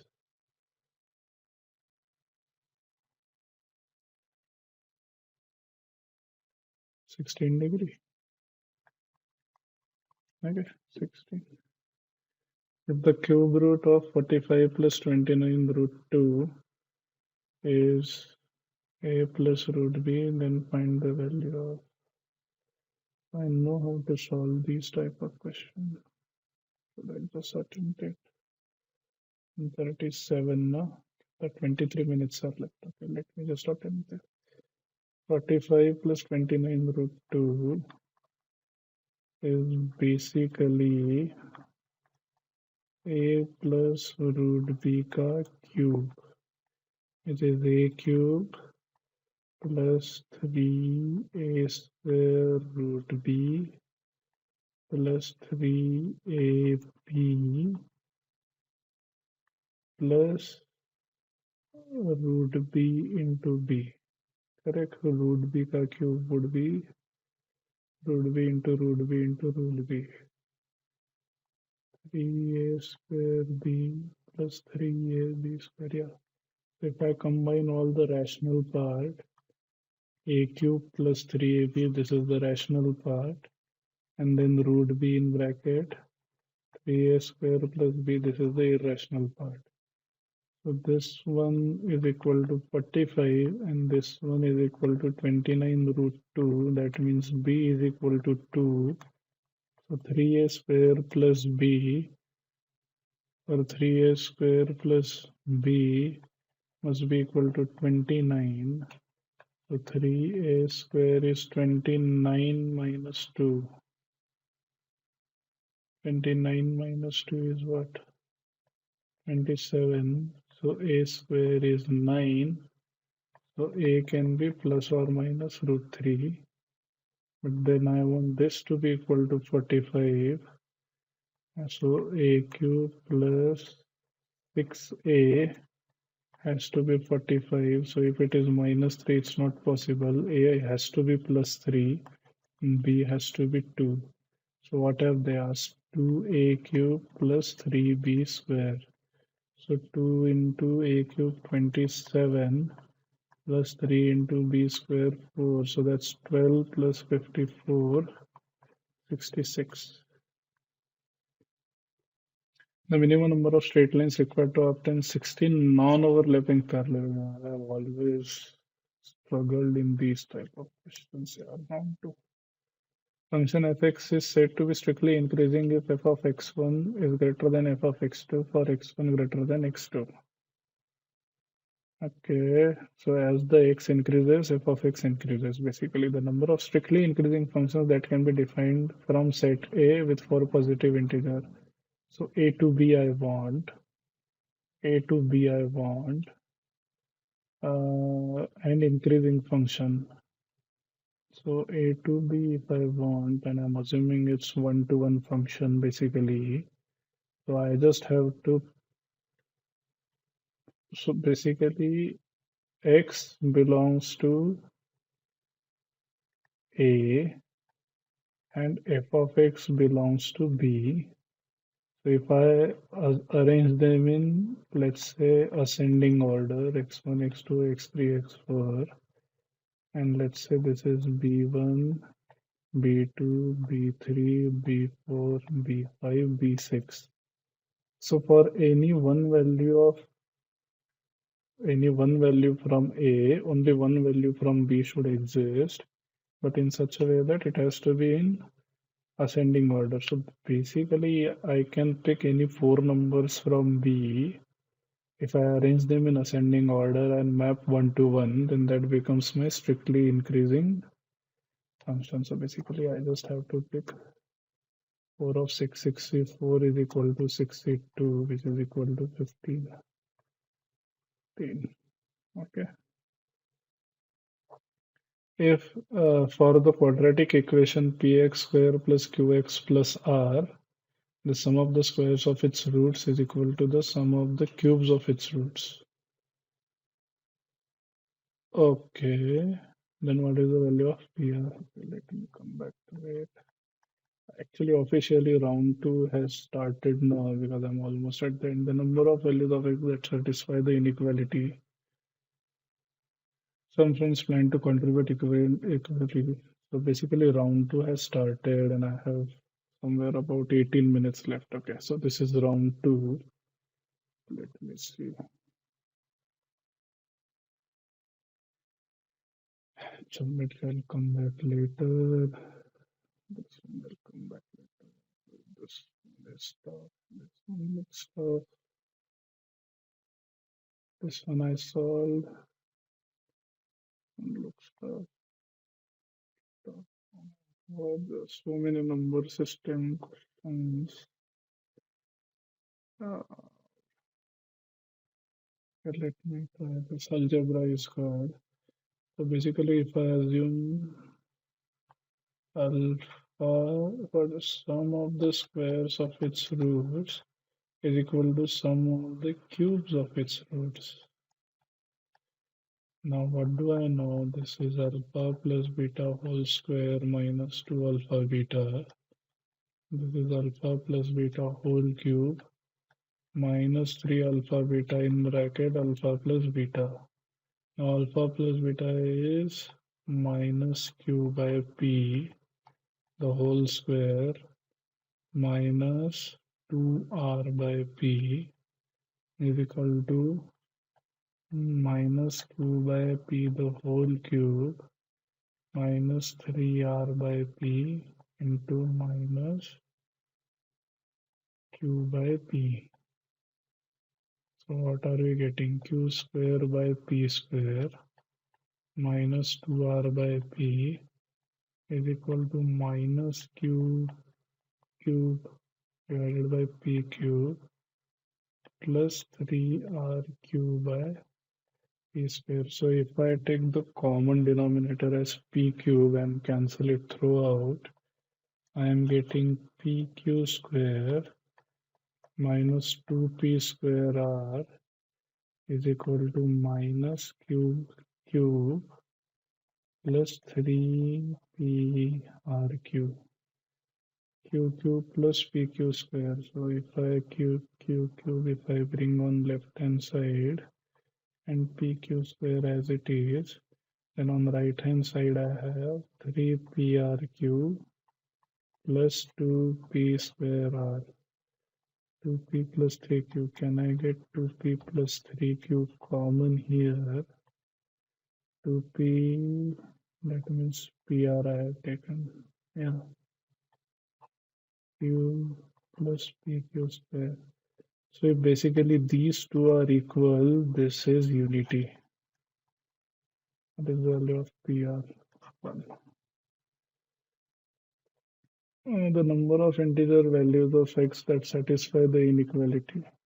So these are basically two consecutive numbers. X minus 1, x minus 2, and I am only taking the positive values.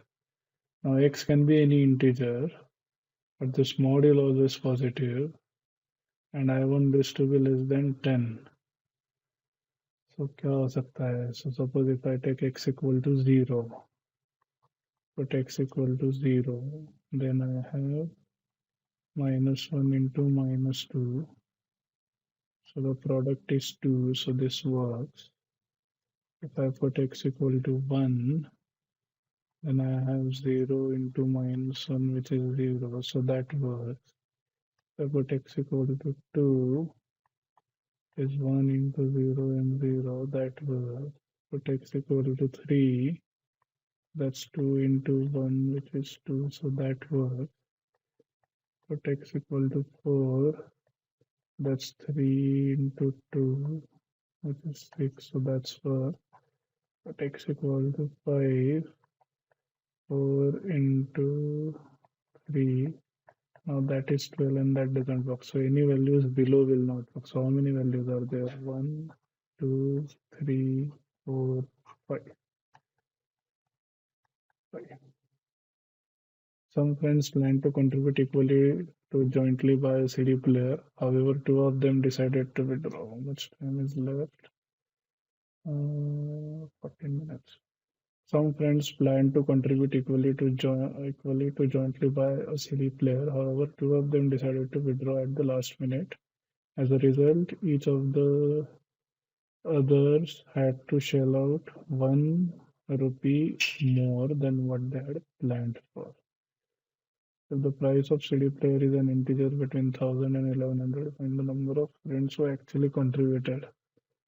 Mm, so if I assume, let's say, number of friends as n, and let's say equal contribution as r rupees each, so that nr becomes two friends left, as a result of which they had to pay one extra, and this is an integer between 1100 and 1000.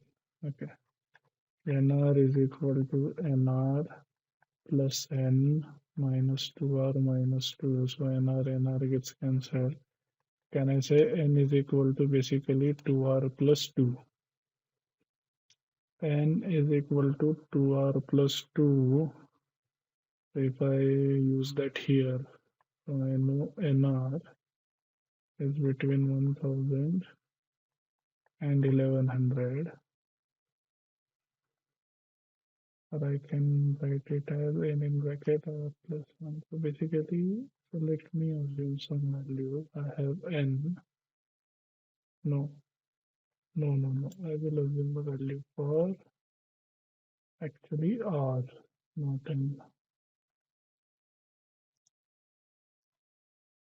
So let me assume the value of r. Then I will move the value of n, and then I'll find the value of nr. So if I assume r is equal to 1, then r plus 1, 1 plus 1, 2, 2s are 4. 4 into 4 is 4. So I need to reach 1000. I put r equal to 2. So this is 6, and then this is 12. I have to reach 1000, and n is almost 2 times of uh, r, almost 2 times of r. So basically 1000 का cube. What is the nearest cube to 1000? Cube नहीं, double है. Okay, so 1000 divided by 3. क्या कर रहा हूँ मैं? No, 1000 का half and the square. 1000 का half is 500. What is the closest square to 500? That's 484, 22. So assume, so if I continue doing like this, 22 and 46. So what is 22 multiplied by 46? 2 multiplied by 46 is 1012. Is that the answer? Find the number of friends who actually contributed. Actually contributed. So total number of friends 46. Who actually contributed more than 2 less 44. 21 का क्या होगा? 21 multiplied by 22 into 2, 44. This is less. And 23 का क्या होगा? 23 into 48. This is more. Yeah, 44. How much time is left? 10 minutes.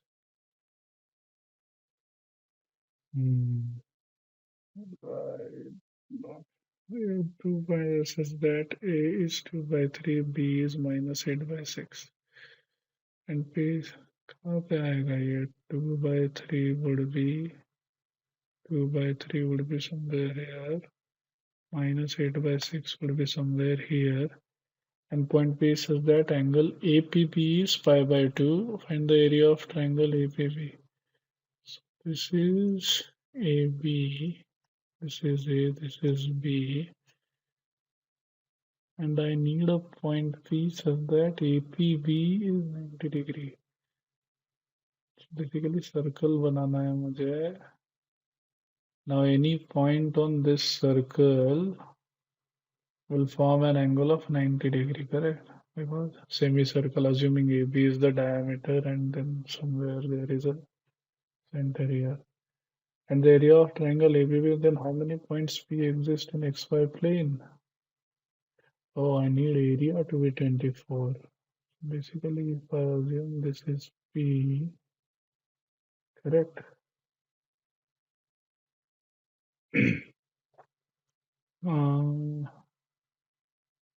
So can I say for any equivalent of P, any P there will have an equivalent P dash here. So answer has to be an even number. Cannot be 1, cannot be 3. Can it be 2 or 4? 4 कैसे हो सकता है? Can it be 2? Which basically means what? If this coordinate is x comma y, then this is the ये कितना बड़ा equation आएगा? If I use distance formula, the answer has to be between 2 and 4 basically. 2 and 4 कैसे आएगा? If I assume right in the middle अगर point है, in which case this becomes the isosceles triangle with a distance d. So 2d square is basically ये radius है. Radius कितना है? 8 to 10, 10 square, 6 and 3, 3 square, 109. D square must be 54.5. तो कुछ weird ही जा रहा है यार. Another question. The single digit whole numbers for how many? Basically, divisibility rule of 8 is last 3 digits. So 890 is indivisible by 8. क्या 8 ones are 8. 90 is what? 10, 11. 11 8s are 88 ना. तो 2 ये है. तो मेरे को 6 चाहिए यहाँ पे. Z needs to be 6. तो अभी अगर Z 6 है, so 2 4 6 is what? 12 plus 8 is 20 plus 10 is 30 plus 8 38 plus 6 44. So 44 plus x plus y has to be a multiple of 9. So x plus y can be maximum of what? X plus y can be maximum of 9 plus 9, 18. So I need a multiple of 9 which is greater than 44 but less than 18 plus 44 कितना होगा? 62. तो कौन से ऐसे है? I have 45, 54, and that's it. Which means what? X plus y should be 1 और 54 का मतलब क्या हो गया? 10. And now 11. 11 divisibility rule is 4 plus y plus 1 plus 9. X plus 4 plus y plus 1 plus 9 plus 1 10 plus 4 14. So 14 plus x plus y minus the other one 2 6 8 8 and then 6 2 6 8 8 16 8 24 to 6 30. This difference has to be 0 or a multiple of 11. If I do the other way around, x plus y should be equal to what?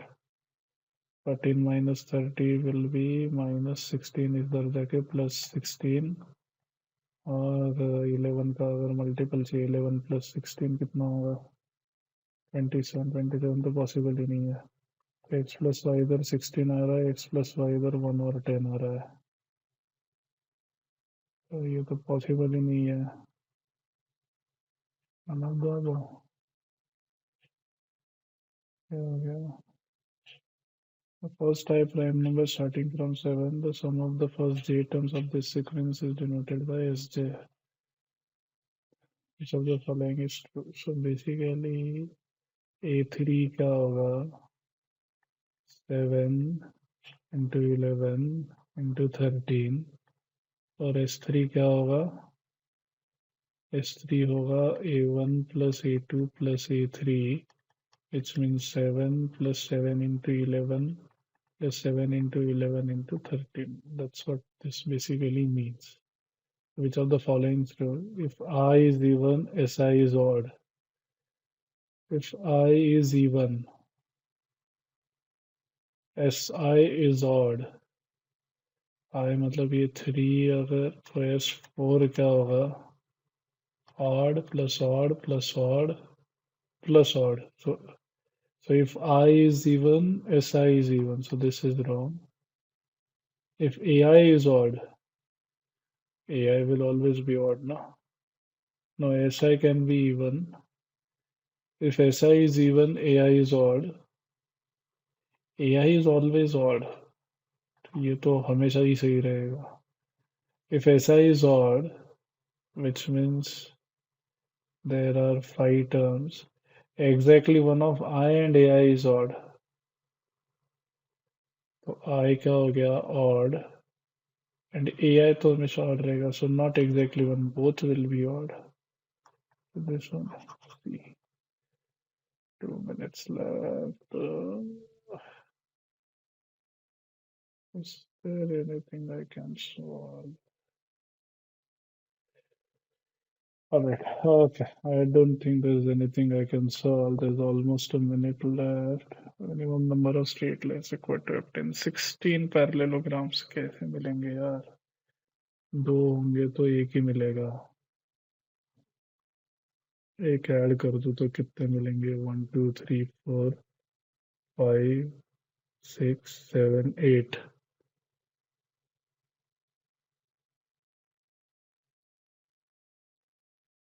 Non-overlapping.